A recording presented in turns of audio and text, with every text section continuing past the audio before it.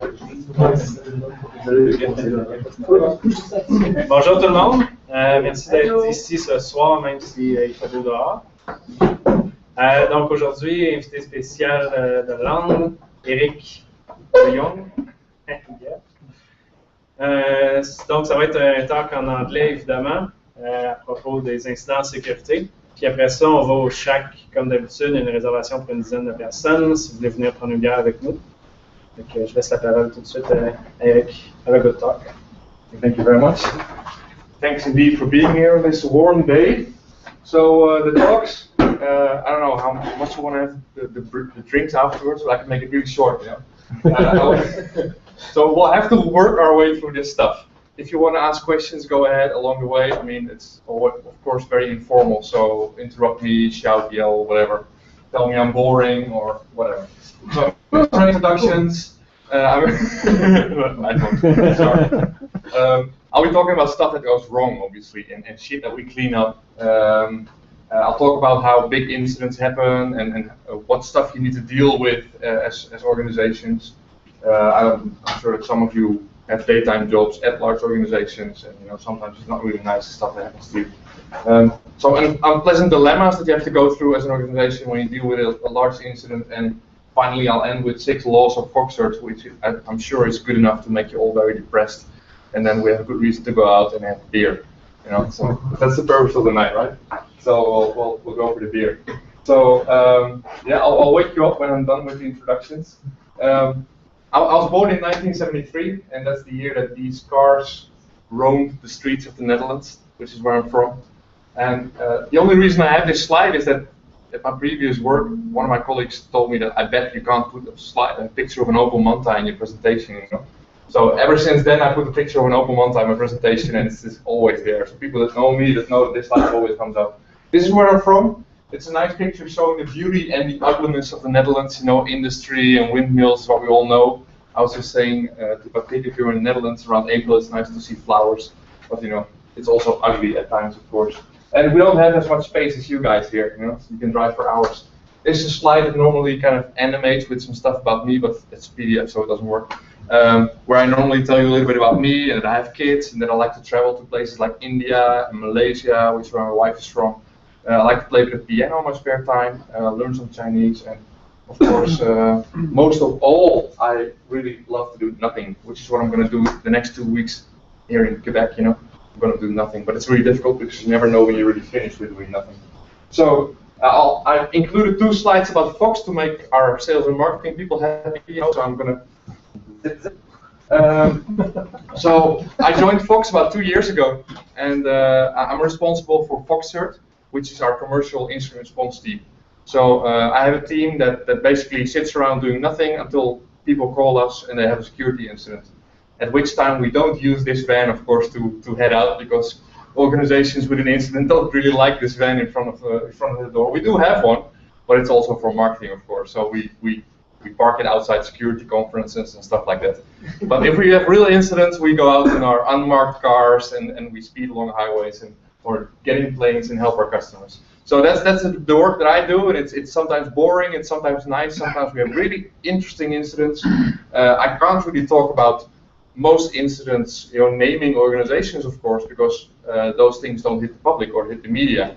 But I can tell you a lot of anecdotes during the next, I don't know what, 45 minutes, 1 hour, 1.5 hours, 2 hours, how much time we need. So what are we talking about? We're protecting crown jewels, right? That's what we're talking about. So it could be financial information, customer data, or it could be systems that, you know, support a plant where they manufacture cars and stuff.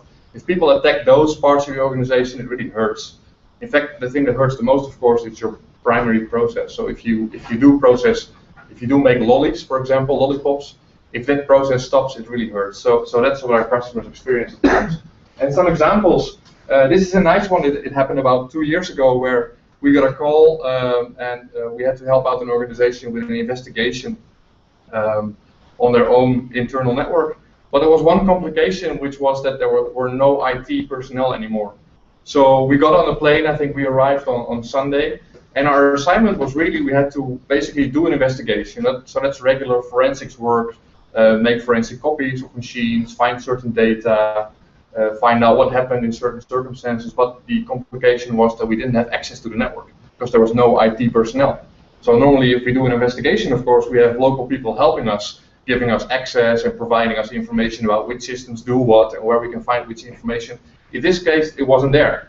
The organization was still running, but there were no IT personnel. So our first assignment actually was hack into our own network and then do the investigation.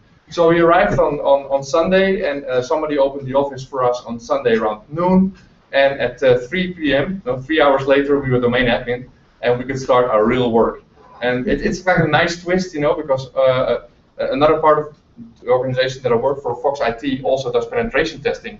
So of course, this is like a combination of a security incident with a penetration test, like a real red team example. So that's the kind of stuff that we're dealing with. Another example is an organization that had part of a department attacked in a targeted manner where some systems did this, which is not very nice. They were basically destroyed.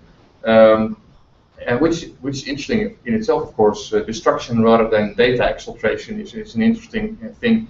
So we went in and investigated what happened there. And it's really, of course, it really hits you very hard if a number of your systems don't do anything at all anymore.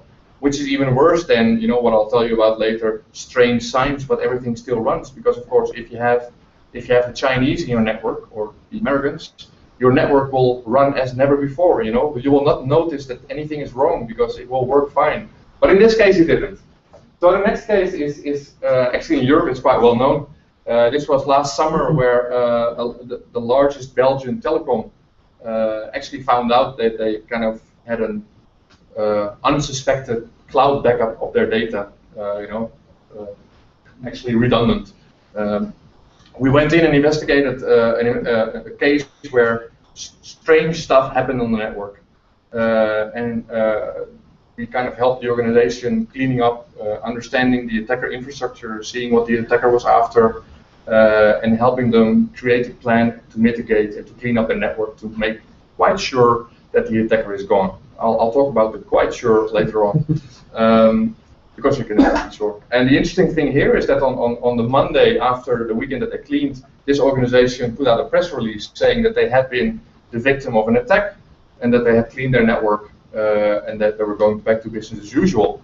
And on Friday of that same week, Der Spiegel, the German newspaper, published an article with some Snowden documents, and there were GCHQ slides that mentioned an Operation Socialist, and it actually mentioned the organization that we helped by name. So if you ask me, in a court of law, it will not be sufficient proof, but if you ask me, those were the guys that we saw on the network. And those are exciting investigations with really sophisticated malware, really nice stuff. And lastly, I think you may have heard of this one, also in Canada, DigiNotar, about, what was it, 2.5 years ago? Anybody familiar with this? The certificate authority that got hacked. This was a Dutch organization in a really small place in the Netherlands that provided certificates, you know, like PKI certificates. But mainly they provided them to the Dutch government for Dutch government authentication processes, you know, so that was quite impactful. And they realized at one point that they had been the victim of an attack, and they performed an investigation and thought everything was over, and that was in July. And later that year, I think at the end of August, somebody in Iran, by accident, because they used Google Chrome warned them that the Google certificate wasn't actually, you know, I think it was not Verizon, you know, that issued it, but it was DigiNotar. That wasn't supposed to be the case, right? But it's only because of certificate pinning by Google Chrome that this random user somewhere in Iran found out, and he posted on a Google forum saying, guys, look, this is what I've seen. Is this normal? What's happening here? And that's what started the ball rolling. And Fox IT was involved in the investigation, and it turned out that DigiNotar was pretty heavily owned. And the investigation that they ran earlier didn't turn up all the details, and it turned out that many, many, many more fraudulent certificates were issued, among which Google certificates. So we can only guess why a fake Google certificate shows up in Iran, right? Where an ISP has a fake Google certificate which allows that ISP to basically man in the middle of all the traffic and read everybody's mail and whatever. We can only guess what happened there.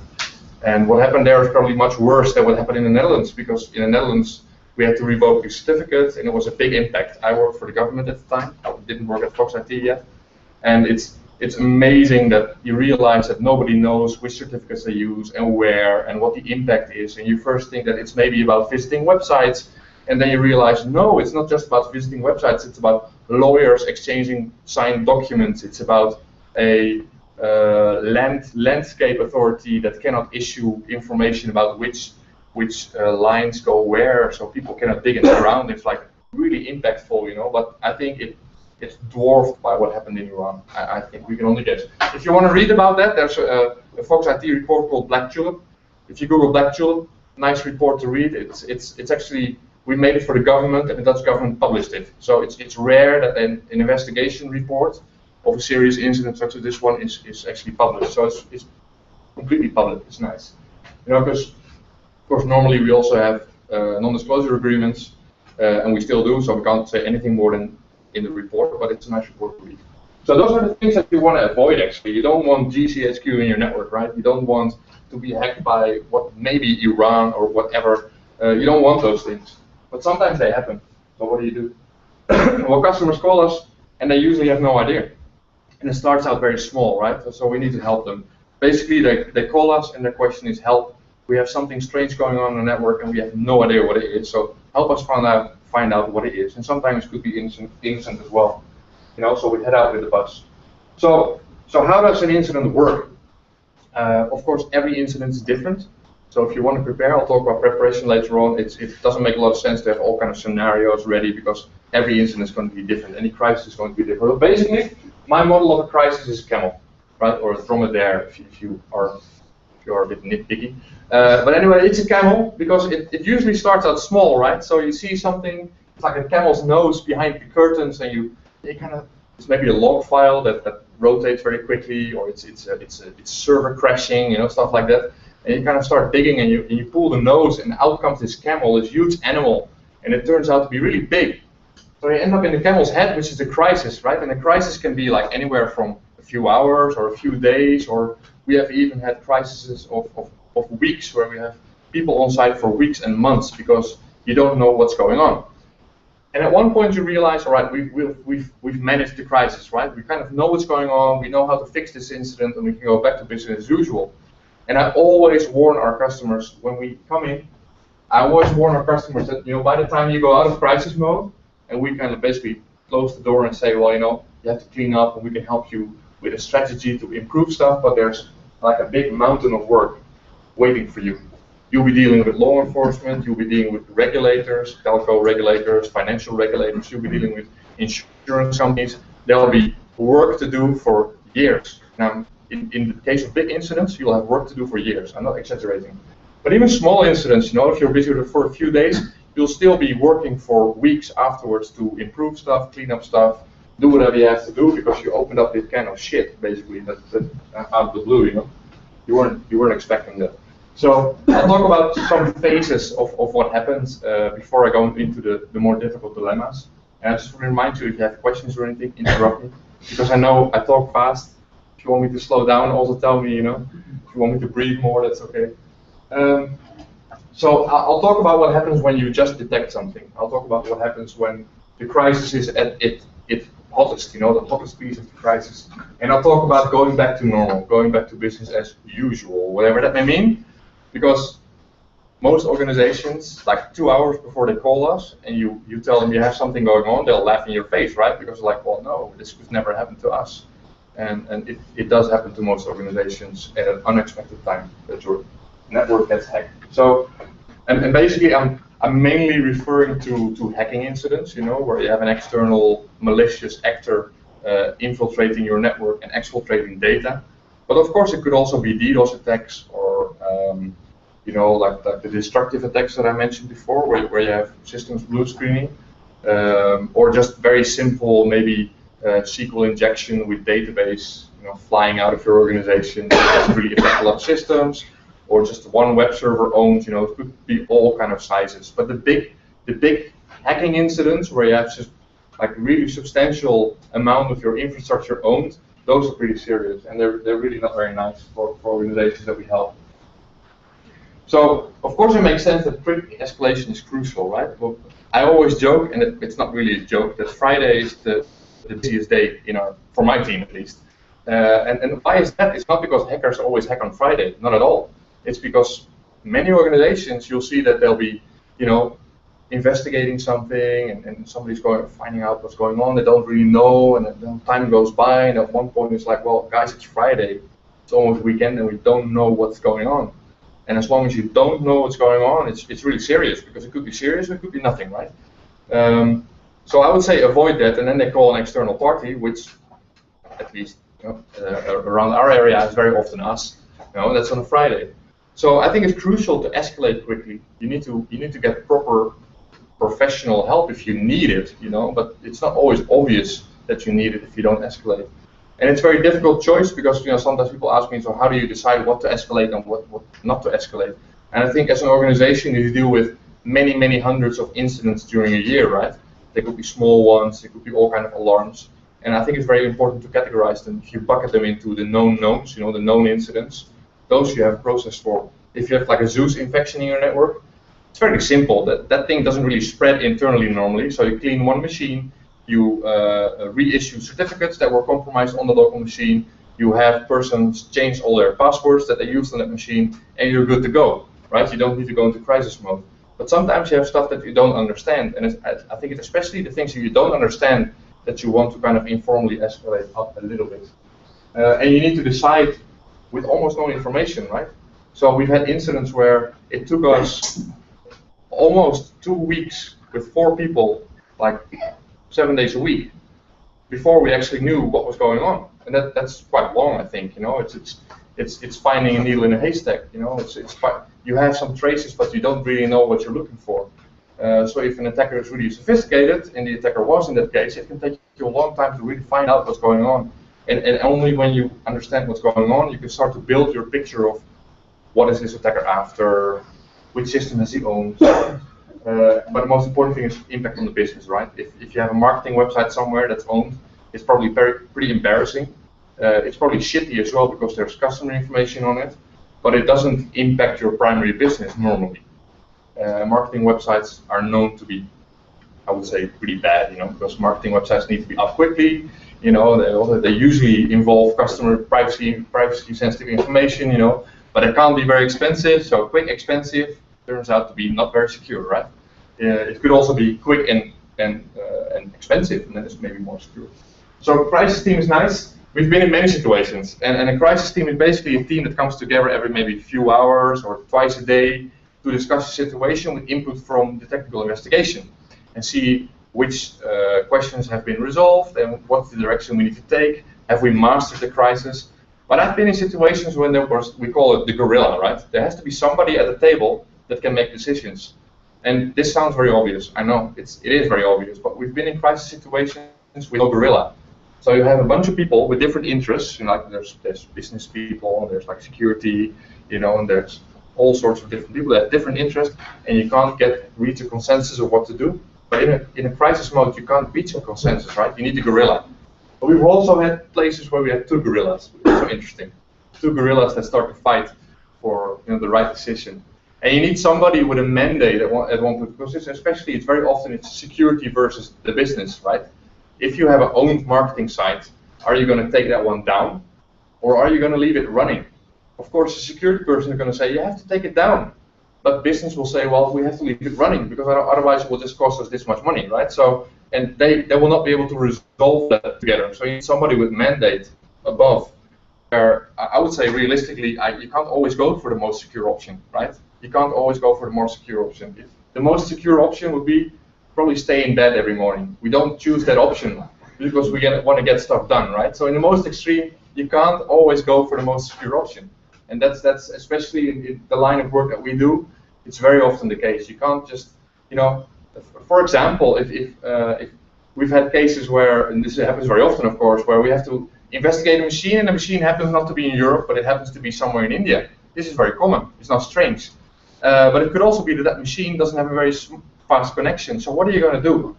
Are you going to make a forensic copy over like some sort of crappy VPN connection where you can just calculate it's going to take you 18 hours, and then do your investigation on the forensic copy? No, that doesn't work. You can't always wait for 18 hours. So sometimes you don't go for the best option and you just say, well, I'm going to just directly access the machine and do a live investigation. And I don't know how that works in Canada, but I know in Holland at least that might stand in court. If you document why you've made certain choices, and you can't wait for 18 hours with an investigation, so you'll have to do a live investigation, which is less forensically sound. That might work. So you don't always go for the best option. Well, it's the best option, but maybe not the most secure option. Or it's a different thing. So you have the heat of a battle, which is a crisis, which can take anywhere from hours or days or weeks. And I've already mentioned it a little bit. There will always be communication at the table, right? So, and communication is not only internally but also externally. There'll be business, whatever makes the money at the organization at the table. And this also goes for non-profits and governments, of course. It's not just commercial organizations. Then there's technical investigation. We were mostly involved in that, and legal, very important role. I'll talk about what drives those. So the investigation, I would say, it's what we do. It's what we love, right? We love ourselves a good incident, and it may be funny to say that with a big smile, but because our organizations suffer, but it's nice to be able to help organizations actually overcome the incidents. And of course, technically and professionally speaking, it's a challenge if you find something new or unknown, right? So for my guys, the investigators, they love a good challenge, right? But unfortunately for the organization that hit, the technical side of the investigation is really not that important, right? The most important thing is like, is our reputation going to get hurt? Is customer data breached?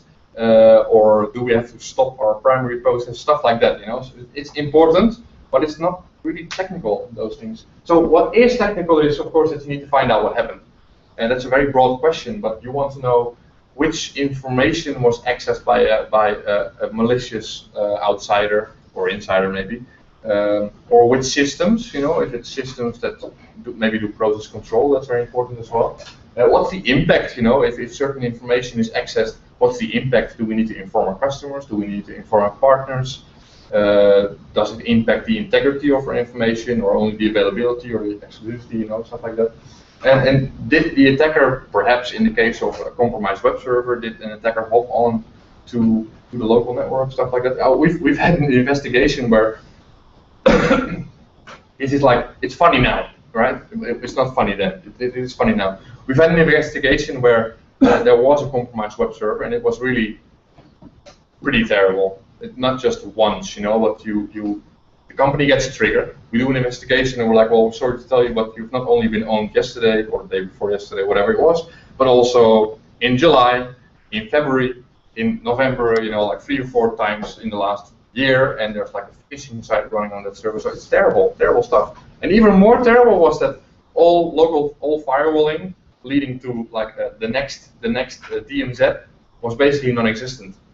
If for some reason was wrongly configured, and it was like an open highway.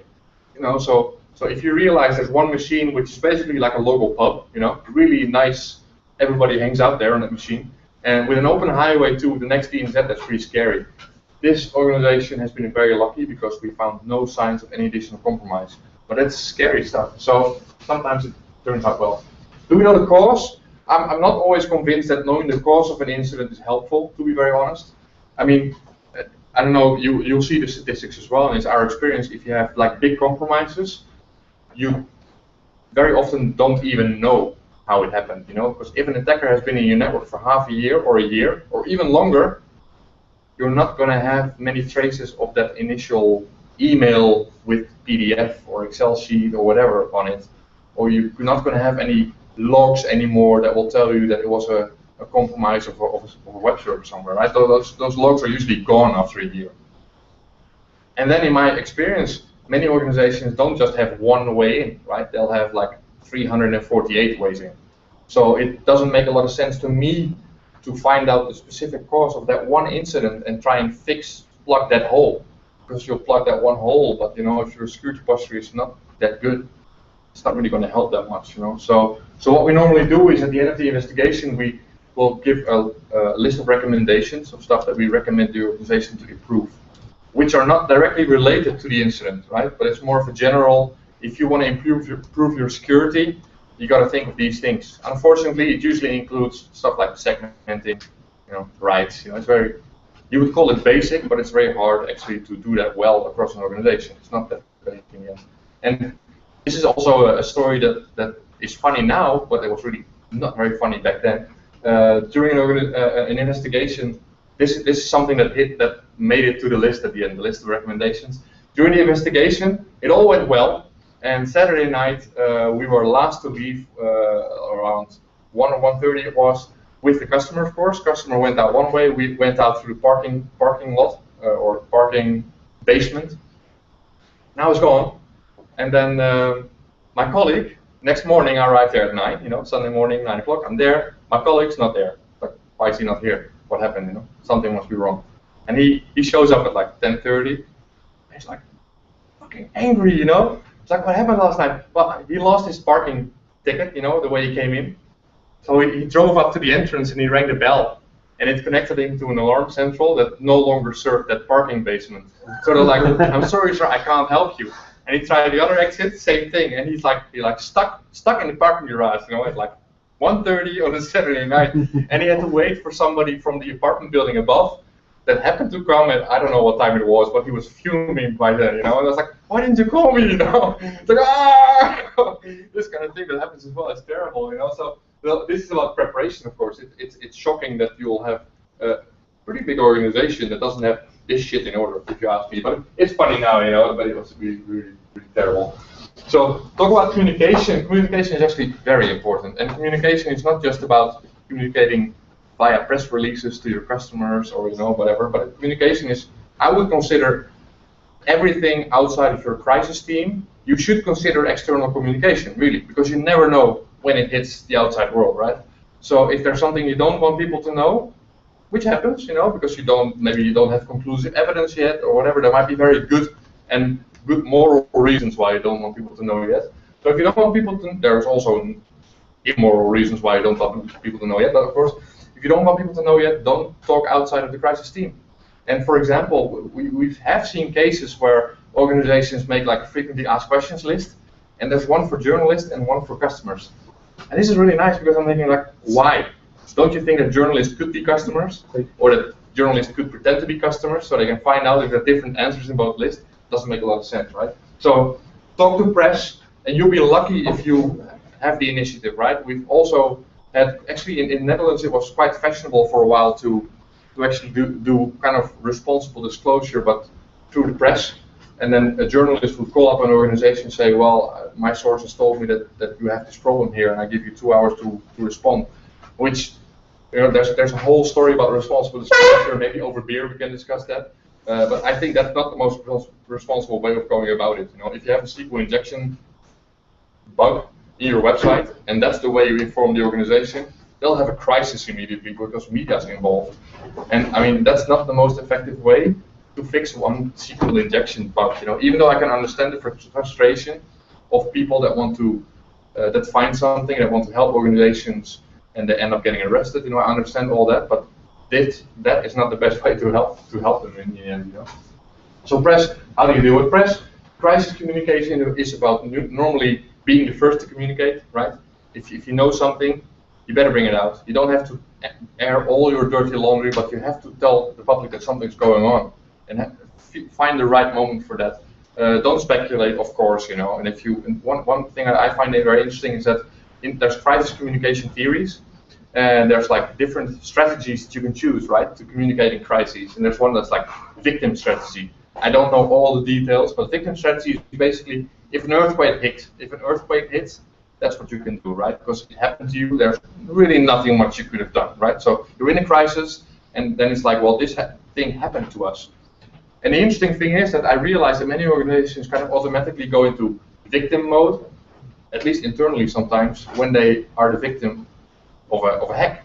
And I understand, because you are the victim of a hack, but the interesting thing is that the public doesn't always think that way, right? You might say we've been hacked, but the public will also say, perhaps truthfully so, rightfully so, well, you probably didn't have your shit in order, So it wasn't really totally, of course, somebody's not supposed to hack you, but maybe you didn't even secure your stuff well. So, and in situations where the public perception is different than your own, it's usually best to involve the public perception as well. So a victim strategy during crisis communication is not very good in case of hacks. Stakeholders, you got to think of internal, external partners, everything. You'll be surprised how many organizations find out about partners that they have to deal with suddenly during a crisis that they never realized, you know. And how can you reach those people? Everything you say in public, of course, could have a legal impact. So you really got to consider that well. And talk about customers. Basically, they want to hear the truth.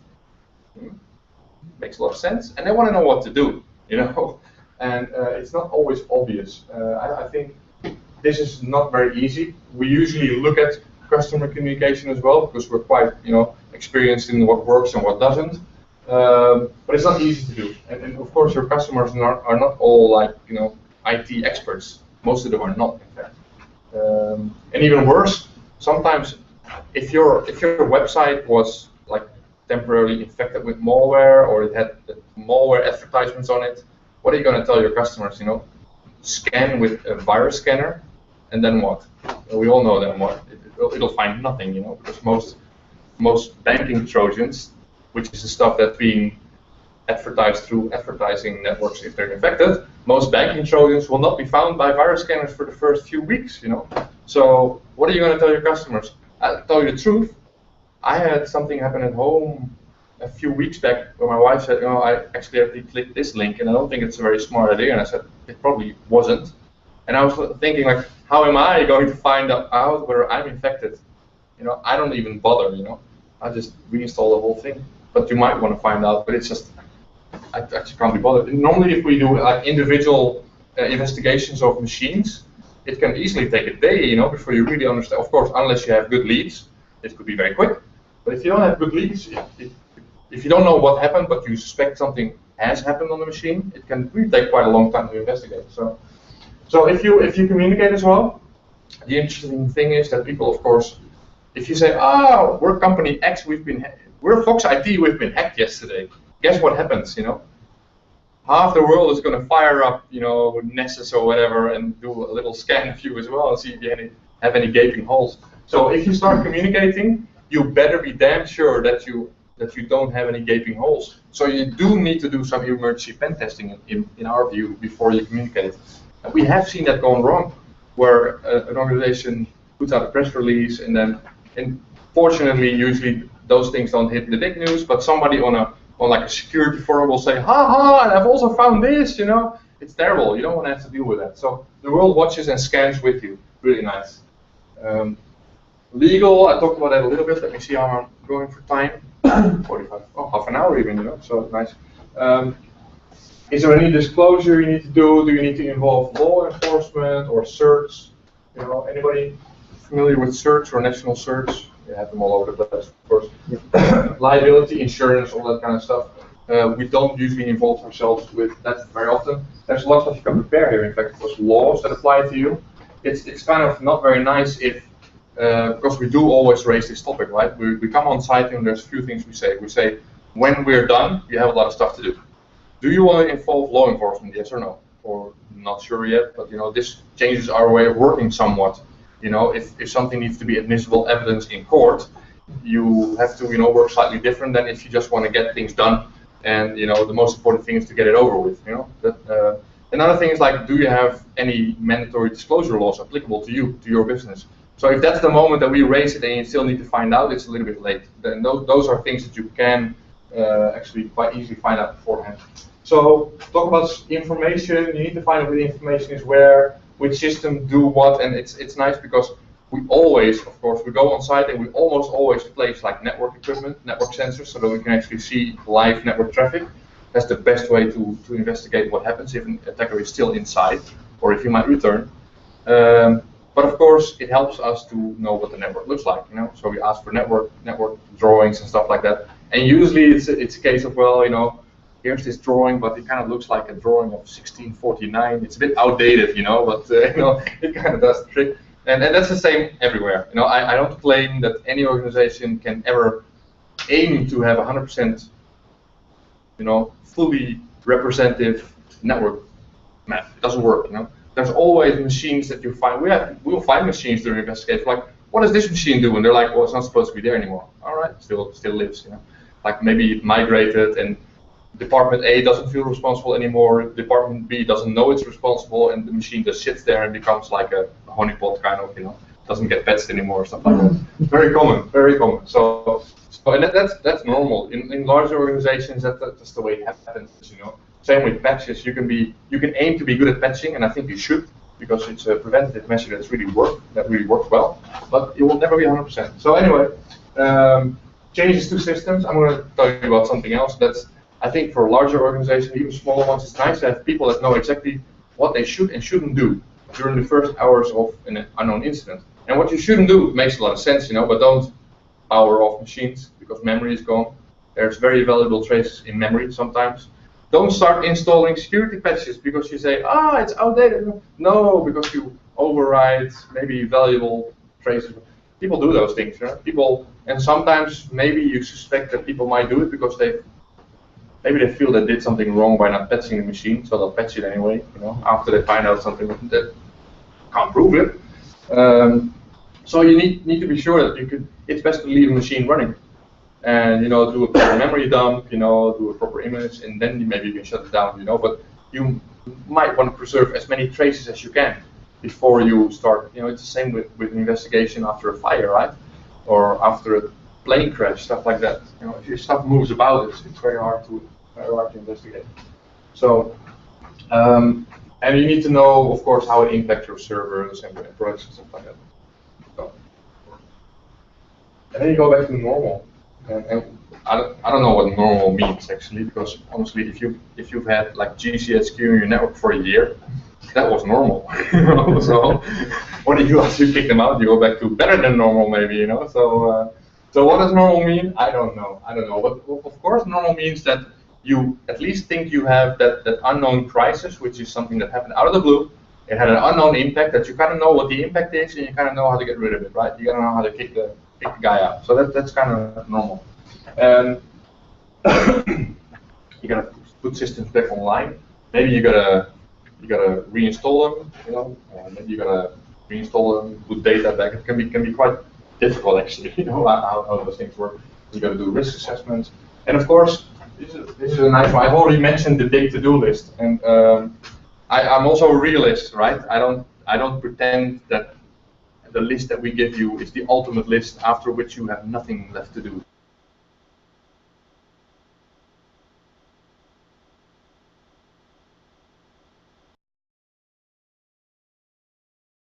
Items on it, some of them are quite specific, some of them are a bit more fluffy and cloud, like bigger things that you can interpret in many ways. But I would be happy if you at least read each of them and kind of decide whether you want to do something with it. And then if all of that says I'm not going to do it, that's fine, but at least decide actively if you're going to do it. But I know you're not going to do all of those things, at max you're probably going to do 5 or 6 or something. And I've actually seen people get physically sick during incidents, and that's also why. This is something that really happened in the Netherlands quite a bit last year. It's like the people that actually involved the journalist, and if your organization is not that big and you're personally very involved, and from the moment nothing happens to a journalist calls you and you're in a media crisis, right? You're handling media and stuff, and it's because of a not insignificant, but in the grand scheme of things, maybe not that big of a deal. Then people get physically sick. Seen people, it's not very nice. Is that worth it? I think so. The responsible disclosure, nice discussion to have. How do you inform an organization of flaws that you find? I heard a podcast the other day where Risky Business, where a guy in Australia, actually 16-year-old guy, reported a pretty serious thing of the Victoria local government or something that had a flaw where you could basically, it's an object direct reference flaw. I think in the website you could just download like 600,000. People's worth of data, So he reported it over Christmas. Nobody reacted because, of course, government Christmas, nothing happened. He went to the media like 3 or 4 days later. They published it, and it's like a big thing. But in the end, he got a slap on the hand, which I think, for a 16-year-old kid, probably better. I don't know what you guys did when you were 16. What I did, I probably don't want to tell you, So anyway, I learned my lesson, So if you want to prepare for all those things, I think the most important thing is where you get good food, right? If you work through the weekend, and we've worked quite a few weekends, if you work through the weekend, you want to have good food. You don't want to be stuck with bad food. You want to You want to feel good as a person, you know. So maybe not this one, but you know, anyway, maybe not this one. It's going to be expensive to call this one. It's in Holland. So. What is important? I said you don't need to make a lot of scenarios, right? It doesn't make a lot of sense. What are we going to do if this system gets hacked, or what if they do phishing attack X or Y or Z? It doesn't make a lot of sense. What you do need to know is crisis plan involves, you know, what are we going to do? Which steps are we going to take? Who is going to be involved? How are we going to reach them? You know, which process are we going to follow? That's very basic. It doesn't need to take a lot of time to set it up. It's very easy to test once, twice a year. You know, doesn't need to cost a lot of money. Gives you a lot of insight. If you do a test twice a year of like a fake hack attack, and you kind of follow the crisis plan, you quite easily find out that, oh, maybe we don't really have a contract to actually deal with this cloud provider in the weekend. You know, we've had that happen. Oh, maybe we've had this happen as well. That, oh my God, we didn't even know this data was not in Europe. Not bad, not good. You know, so it's all these things that even with a little test you can find out. And this kind of stuff, you know, your most important information, project, customer systems, and practice. Like I say, once or twice a year, it's nice to run a drill, kind of. All the things that during an incident will happen, you might find out a few of them beforehand. So what gives you a stomach ache? The thing is that if you realize that you're dealing with something that you can't fix yourself, and that is quite often the case, in fact, because even if you have one owned web server, if you're not somebody that investigates security incidents regularly, it's not that easy always to find out what happened, you know.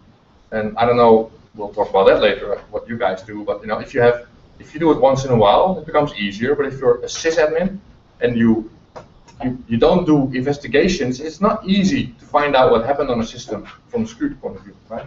So, but sometimes you need outside help. Sometimes that's us. But who are you going to call? And this is something that's interesting as well. You basically need to trust. You know, it's like going to the doctor, right? If you don't trust your own doctor, you better not go there, right? So really, you know, why would you go to your doctor if you don't trust him? You know, what are you going to do? Then turn around and say, thanks for the advice, I won't follow it? No, you know. So if you get outside help, if you call an organization such as ours, you really need to trust us, because we'll be looking into your darkest secrets, really. You know, we'll be looking at logs, see all kind of stuff, you know, that see all kind of bad stuff, you know, it's not configured correctly or whatever, you know. So it makes sense to talk to those organizations before stuff goes wrong, so that you know how you can reach them, and whether you actually, you know, maybe you talk to us, you don't like us, well, that's good, you know, because then you don't need to call us. Maybe you talk to us, you like us, that's good, you can call us, you know. So I think it's very important.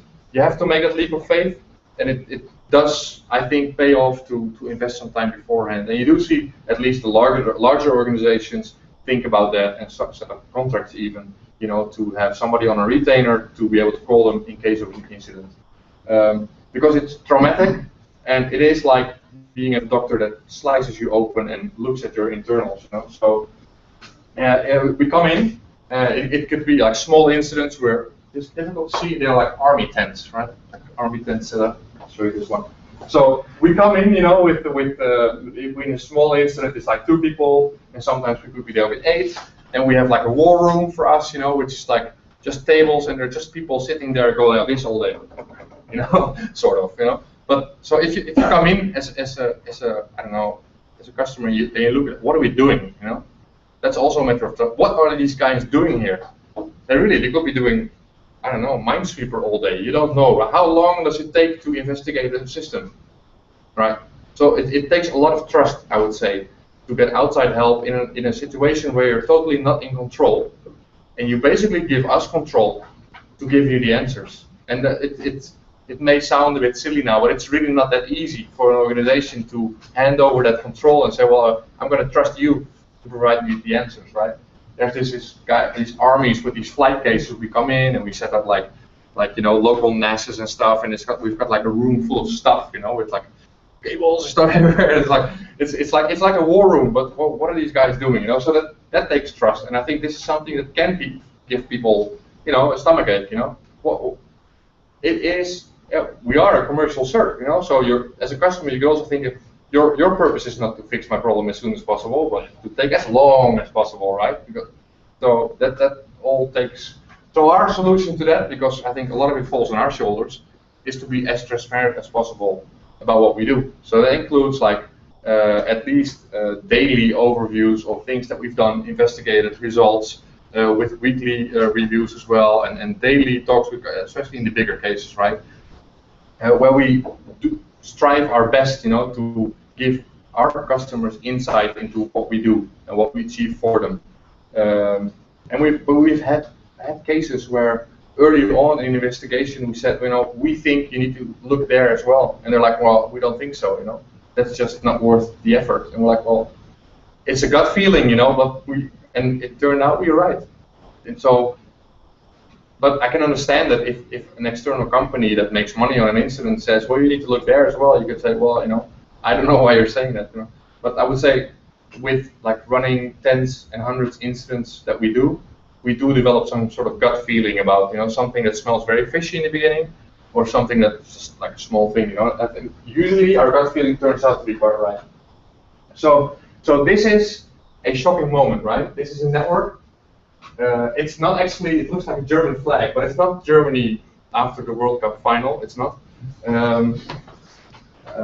So there's some incidents that are so serious that you need to tell your customer, well, it turns out that 60% of your infrastructure is owned. Sorry, and that's terrible. That is really terrible. It doesn't happen very often because that's pretty serious, but it's very serious to have to tell a customer that basically. So, and the question, of course, is what are we going to do? And if you ask my investigator, they'll say you have to rebuild it all. So. Yeah, rebuild it all. That doesn't make a lot of sense. But if you want to be sure, of course, if you want to be 100% sure that you're compromised, you have to rebuild something.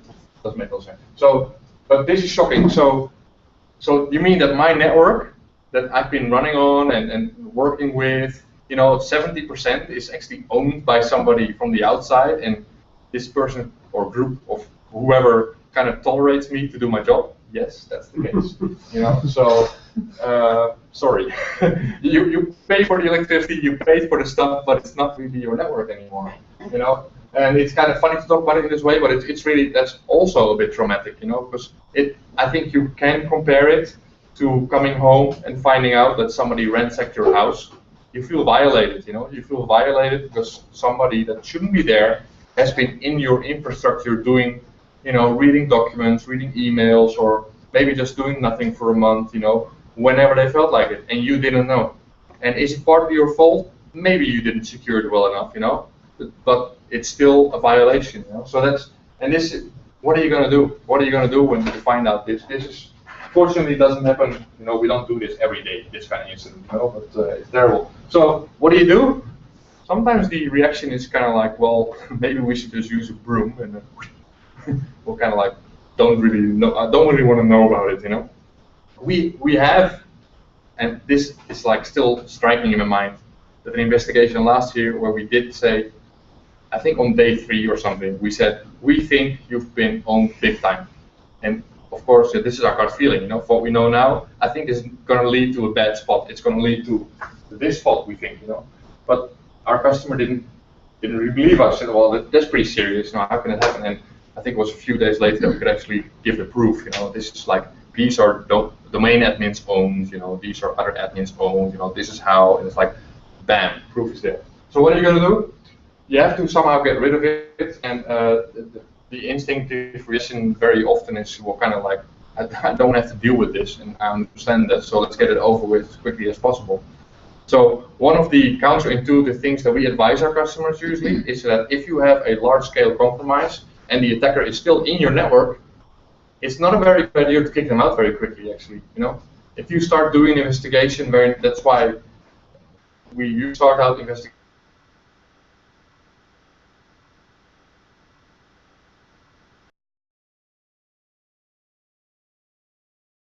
Smart attacker, they will see it, and they might already be gone. They might temporarily move out, and that might be nice, because they're gone, right? That's what your purpose was, but you don't know what they were after.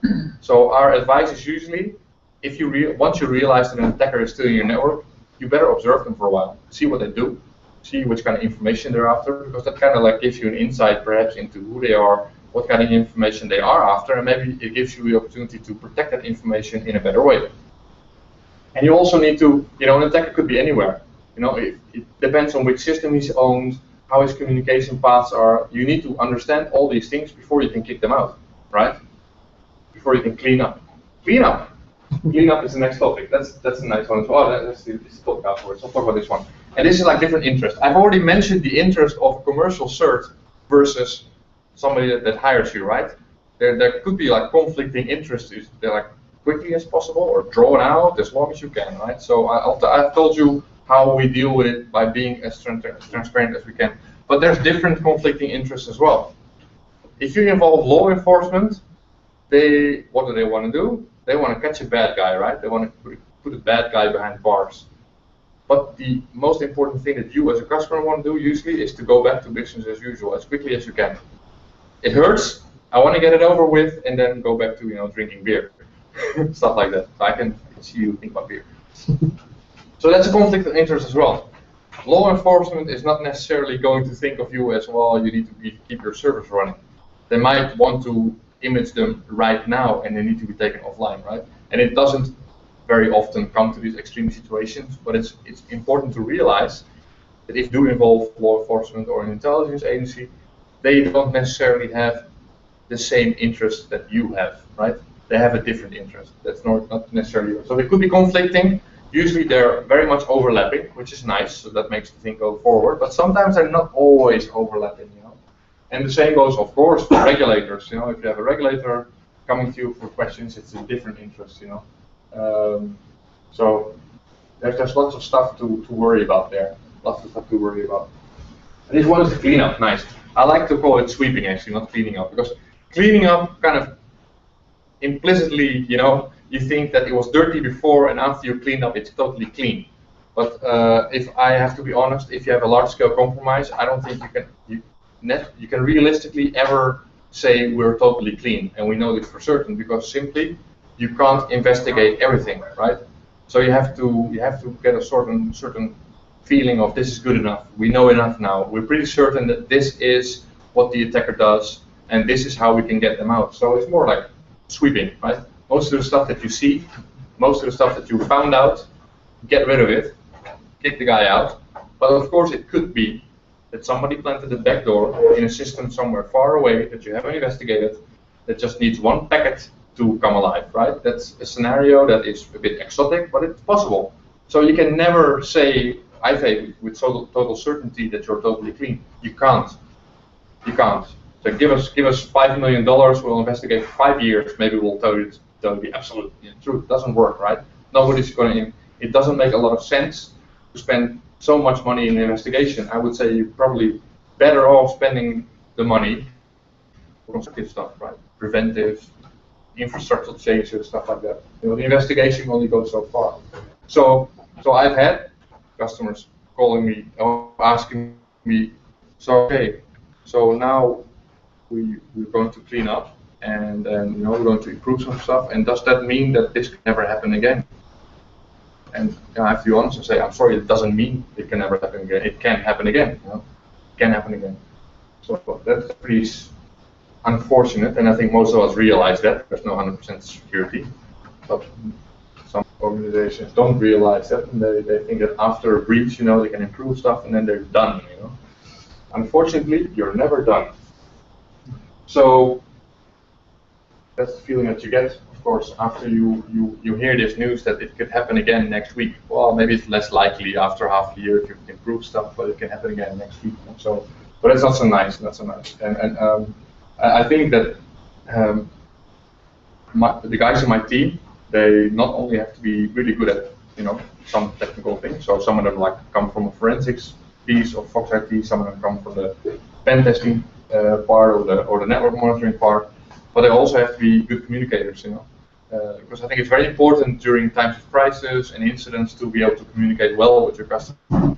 Not everybody, it doesn't mean if you have 8 people walking around, they have to be all excellent communicators, but you can't have 8 people looking at their screen, if you help a customer with a really serious and impactful incident, So it's very important for us that we, this is like, you also need to be able to sit at the table, drink coffee, and talk about what's happening, right? Without, it's like a human relations thing more, because this is the feeling that we have. So you need to deal with that. And unfortunately, of course, during the incident, that's not beer. So I'll round off with the 6 laws of Foxtrot, which are kind of like tongue-in-cheek, but they're still depressing. I think most organizations, and this doesn't go for you because you're more aware, because most organizations are like, they've built this very nice castle at the end of the cliff, and they don't realize the risk they run. Most organizations don't understand that even if you're not like an interesting organization for NSA, you might still get hacked because some people don't really care which web server they hack. It just means that they have resources there, right? Or there's just cosmic background noise, that you have to deal with. So most organizations don't understand the risk that they run. They don't. Most people say, "Oh, we're not that interesting. What kind of information do we have to protect? Like, who wants to hack us? Or how can that's really stuff that people say." So I think most organizations run, and that's. I don't know how it works, but it's very often that we come on site and it will be that more upper management will say, "I don't understand that this could have happened to us," and technical people will say, "Well, I've seen this coming for 3 years. Like this was bound to happen at one point. I don't really understand where the mismatch is, or I cannot really explain how that works. But obviously, there's something that doesn't get communicated well. So most organizations run, I think, a higher risk than they think. At the same time, I think there's a lot of low-hanging fruit. I don't always believe in flashy new APT products, because I do think that a lot of stuff that you need to do to protect yourself is stuff that we should have done in 1999. But I think times have changed and now it's more important. It's not without reason that very often one of our recommendations is that you need to do better segmenting, because a lot of organizations still have flat networks, with a firewall. And once you're inside, it's like a big pancake, it go all over the place, So, and that's very common. That's very common. So that's low-hanging fruit, and there's so many machines that are outdated. And even if you can't patch them, you can probably do something else to protect them a little bit. Maybe you can monitor them better, or you can fence them off, But there's low-hanging fruit before you go to APT-style jujutsu or something, That's, I really believe that. I really believe that. A lot of low-hanging fruit. I also believe that most networks look like this, they're full of life. Like I said, I would say probably 80% of the investigation that we run, we do plug in our own network equipment to monitor the network. And it's a rare network that we see that is clean.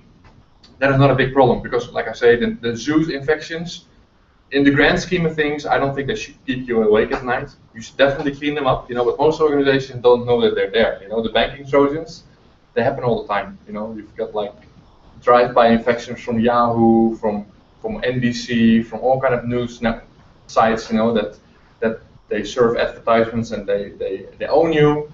So it happens all the time. So it's quite common for any network to have infections at any point in time. It's not something to worry about, but I would say most organizations don't realize it. That there's maybe 2 or 3 or 10 or 20 machines in there that are owned and they're constantly, grabbing and sending out credentials, and certificates and stuff like that. So it is quite serious. Not something that you should keep you awake at night. Somebody once made the remark that most people in security, they sleep like babies. They sleep for 2 hours and they wake up crying. It's terrible.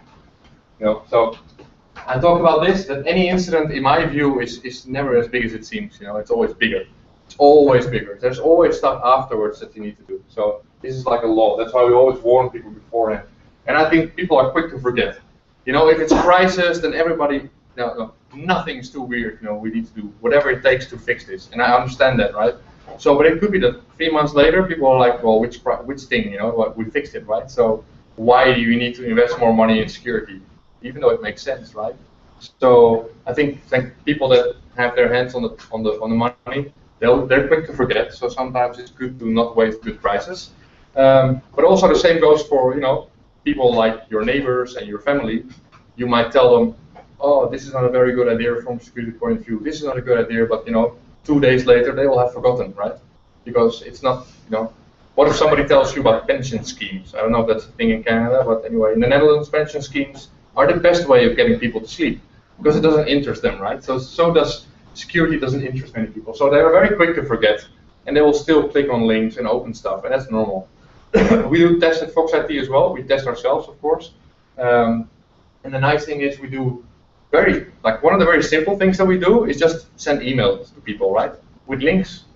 And we're Fox IT.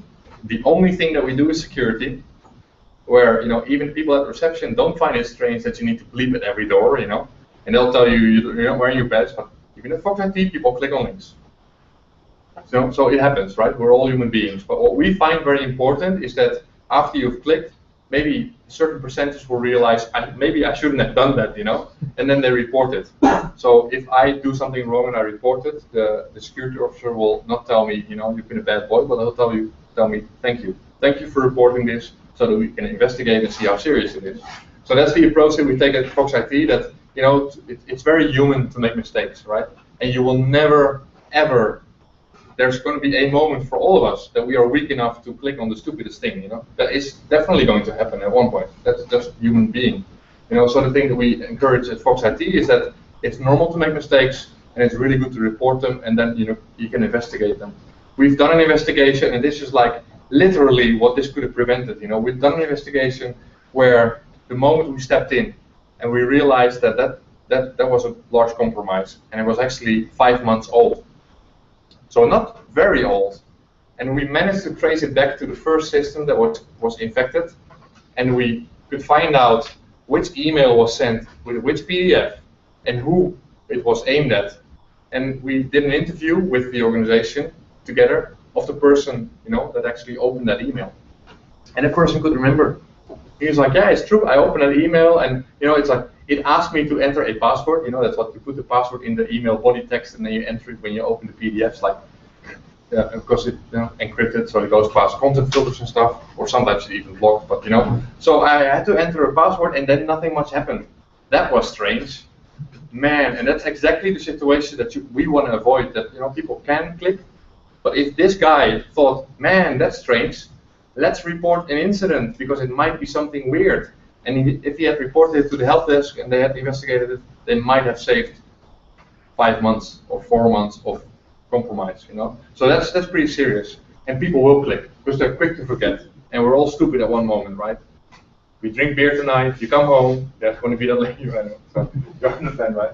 So the final law of Foxer is that in total, I don't think that it exists to be in control. You cannot be in control. There's going to be moments. Stuff continuously goes wrong, and that's normal. We accept that. We accept that unfortunately some people are going to die in traffic, right? We don't make the perfectly safe roads because they'll be too expensive. That really will be too expensive. We don't make a perfectly safe car.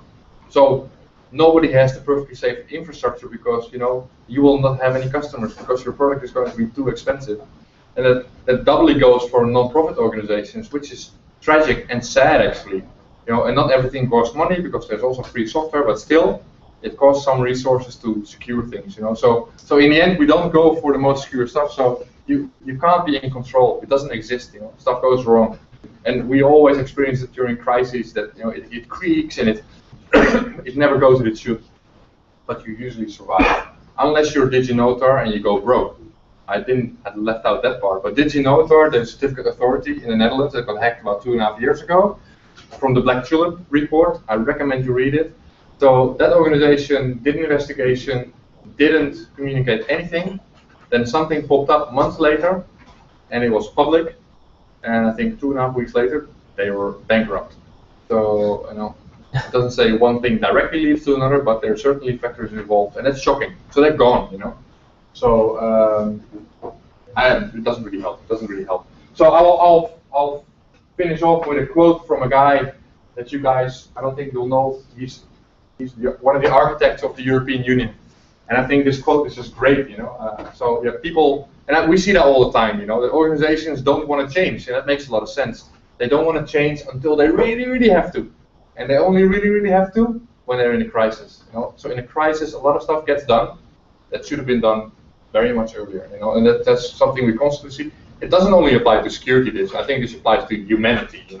So there's many problems in the world that are not going to be solved unless we really have to, and maybe then we're too late. So I think this is not just security. This is humanity. This is my last slide. So if you're ever in the Netherlands, you want to go for a beer, you take this number. If you're anywhere in the world and something shitty happens to you security-wise, you call this number. You can call us anytime and there'll be somebody to give you a tip or whatever, even if you don't hire our services, that's fine. So I hope that we have a nice beer later on. And if you have any questions, maybe you can ask them now, because I've been rambling for like, I don't know, a year, or something. So. Any questions? Somebody said this is bullshit. Somebody said I recognize this. Question for you. So basically, as I understand, when you are going to a client, you are only investigating the problem, if I can say that. But you are not fixing it. You are just telling to the client that you were hacked, and this is a door that was open, and the guy did approximately that and that. Mm-hmm. Is that correct? So the question is, are we only involved in investigating what went wrong, or do we also do something else? Well, we do. One of the primary things that we do is investigate. So we'll answer questions like, the guy went through that door, he took that paper, that pencil, and he left at that time through that door, right? That's the kind of questions that we want to answer. Mm-hmm. But we will also tell the customer, well, it's better to secure your property by installing cameras or by raising the fence. We don't actually raise the fence ourselves. If you want to have people installing firewalls, we don't do that. We do actually do network monitoring, stuff like that. But and we do sometimes help organizations, usually after incidents, with like multi-year programs to improve security. So we are involved afterwards as well sometimes. Yeah. You do all the theory part. Right? Sorry? You do all the theory part with the practical. What do you mean? I mean, you tell them how to fix the issue, but you don't build anything to fix it. That's why. No, not necessarily. Yeah, the question is, so we do the theoretical part, not the practical. It's like we're a security company, so we're not really, we're not going to segment your network. And there are things like we do have some security products and services, but in general, it's a pretty precise way of saying, well, this is what we think you should improve, and it's not necessarily that we are the ones to do it for you. Yeah, that's right. That's right. I mean, at times we can, but it's not always obvious that we should or would. Hope that makes sense. Yeah. Okay. Anything you want to talk about an incident? Anybody want to talk about an incident that happened to them? Usually not. Another question. Let's guess that I have a network and it has been hacked a few weeks ago. And I'm working for a customer and you are working for me because I have seen that I was hacked. And how can I trust my data from my customer? Because you are here as my customer, but I'm working for someone else. Mm-hmm. And I'm taking data from this guy. How can I trust my data after being hacked? Because I have no clue that something is still like it should be. I would ask the question: how do you trust your data in normal circumstances? Yeah. Because it's a very, very similar question. If you mean that you're a subcontractor from someone, do you mean that circumstance where company A hires company B gets hacked and you hire an external consultant to investigate? Is that what you mean? I mean, let's say my neighbor is my customer. Yeah. Okay, and I've been hacked a few weeks ago, and I'm not an expert in security. Yeah. Okay, so I guess I will hire you to investigate my problem. Yeah, yeah.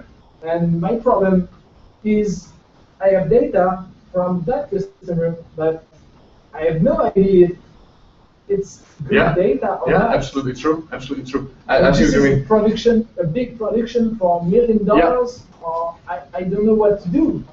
Well, one thing is that this is not 100% always, right? But it's very often intruders. I have to say this with some care because it doesn't apply in all situations. But very often data is being exfiltrated, but not necessarily modified, right? Yeah. That doesn't mean it cannot happen. right? And the question that you raise, like how can I trust my data, actually goes all across the investigation, right? Because how can we trust a log on a machine that's owned, right? Exactly. If you ask us, can we trust that log 100%? No. Can you trust that log in most cases? Yeah, probably yes. So an investigation actually is putting pieces of a puzzle together, right? So if you investigate one machine with evidence that you don't know if it has been tampered with, and the evidence suggests maybe that this hypothesis is right, and you investigate other machines that support the same hypothesis, that might be right, you know. But that's why in our reports we very rarely say this is what happened, but we'll say it's quite likely this happened, it's not likely this happened, or this couldn't have happened. But it's very rare that we can be 100% certain what happened, because it's very rare that people have centralized log on write-only devices. You know, it's a rare situation where all the evidence is in the best condition. You know, so we try to do correlation between the machine and the outliers. Basically, what you do is you form hypotheses about what happened, right? The attacker could probably have done this or this or this based on the motive or the means or the capabilities, and you kind of try to see if there are traces and evidences that you see that disprove your hypothesis. So you say it couldn't have been this, but it's fuzzy, it's very rarely 100%. It's nice. Like another example is if somebody owns your web or does some SQL injection tricks and they pull out the database, you're not going to see from any logs normally which data was lost, right?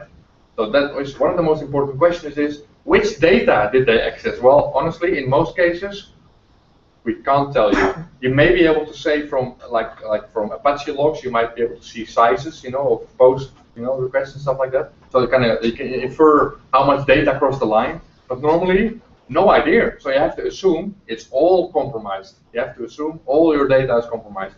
But it's rare, and sometimes we come across that. We have had an investigation where they had a sort of flight recorder. So a machine that captured all network traffic and retained it for about, I don't know, 3 weeks or so. And if you then have a compromise on a website with SQL injection, you can actually look at that flight recorder and see all the data that went by. And that's like a separate machine that stores the data that you can't access. So whatever you see there is close to 100% sure. It's like the black box from a plane, right? It's really nice, but it's rare. So your question is very valid, and not only about the data from your customer, it's about all your data in your investigation is that you don't really know if it has been tampered with. But the truth is that in many investigations with not such sophisticated hackers, logs are okay. Logs are really okay. It's only in the the upper the smarter criminals or intelligence agencies that you really have to question it. And then you really have to look at live network traffic and stuff like that. Yeah. But it's difficult, and it's also not easy for our customers always to accept the fact that we can't speak in certainty very often. It's just not the case. No. It's not without reason that you have to prove guilt beyond a reasonable doubt. It's not 100% certainty, because that doesn't really exist, even in live murder cases and stuff like that. So it's very rare. So yeah. Good question. I like the question. What is the level of detail that you leave in the report that you give to your customer? Is just, did you give the sign of compromise, some detail about what file did you find in which folder? Because when your customer will be in the recovery phase, you will have to restore some backup. So you need him to be sure that his backup is not compromised too. So the question is, what kind of level of detail do we give in reports? And the answer is, it depends. Depends on the customer and what they want. So it's also very important for us, and also very difficult to kind of determine that, because it doesn't make a lot of sense if you have a really, really detailed report and the customer is like, well, I just wanted the management summary, because so there's some kind of going back and forth about trying to find out. After we're gone, it doesn't mean that we're gone, right? So we can always supply additional details. Very often during the investigation already, we have supplied a lot of details to the customer. They don't have to wait until the end report, right? We will already supply information about compromised accounts, about files that are suspicious, but a lot of information we already give. and we might summarize it in a report, but it's already been given to the customer. What else? And of course, if you have investigations where, of course, if you're a telco and you kick out GCSQ, you can be damn sure you don't ever end up in court. It doesn't end up in court. There's stuff that does end up in court, and stuff that ends up in court has to be 100% good, right? And that's why if law enforcement is involved, then if a case has any chance of going to court, or it has to be forensically sound. It's different than my web server is owned, fix it, and then that doesn't really require very big forensic imaging and stuff like that. But if it has to go to court, it has to be forensically sound. So you need your report and description has to be quite detailed as well. And you'll have to provide reasons about why did you image this machine this way? Why did you not take a memory dump? Because it wasn't possible or whatever. Or the imaging crashed 3 times.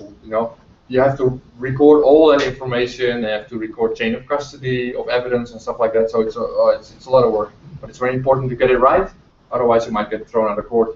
But these are more important in like internal fraud cases, because honestly, an owned web server, I don't know if it only comes from Tor, no exit nodes.